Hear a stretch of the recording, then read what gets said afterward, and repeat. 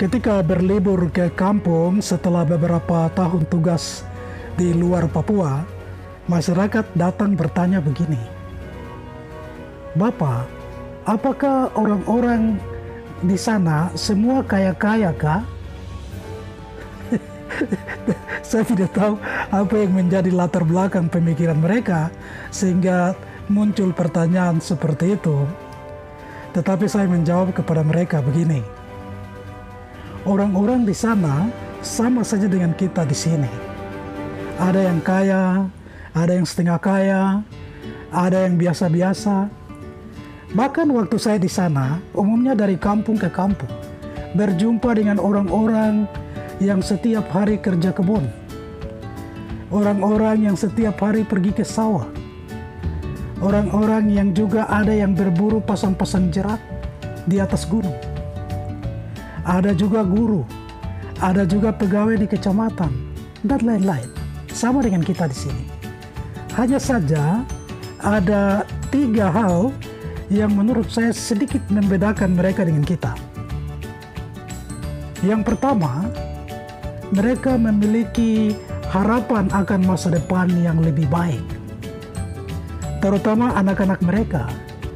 Mereka mau supaya anak-anak ini memiliki masa depan yang jauh lebih baik daripada orang tua sekarang. Itulah sebabnya memacu anak-anak supaya bersekolah.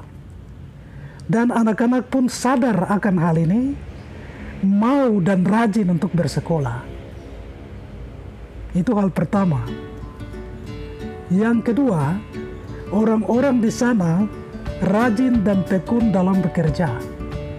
Apakah itu pekerjaan besar atau kecil, apakah itu menghasilkan banyak atau sedikit, itu bukan masalah. Yang penting ada pekerjaan dan ada penghasilan. Dan penghasilan yang didapat entah banyak atau sedikit bisa diatur begitu rupa sehingga cukup untuk hidup. Luar biasa. Yang ketiga, menurut saya ini yang paling penting untuk kita sekalian, yaitu orang-orang di sana, mereka sangat pandai untuk mengatur uang. Banyak atau sedikit itu tidak masalah bagi mereka. Yang paling penting bagi mereka itu bagaimana diatur supaya cukup untuk hidup. Nah, itulah bedanya dengan kita di sini. Uang banyak atau sedikit sama saja, karena kita bisa habiskan dalam waktu 1, 2, 3 hari, selesai, sapu rata, hari berikut hidup seperti orang miskin. Apakah kita miskin? Tidak. Kita hanya belum tahu bagaimana cara mengatur uang. Belum tahu bagaimana cara mengatur hidup ini dengan baik dan benar sehingga cukup untuk menjalani hidup ini. Dan itulah sebabnya kita perlu rendah hati belajar dari orang lain. Apa-apa yang baik dari orang lain kita belajar untuk hidup kita. Karena hanya dengan rendah hati dan belajar dari orang lain, hidup itu pelan-pelan mulai berubah ke arah yang lebih baik.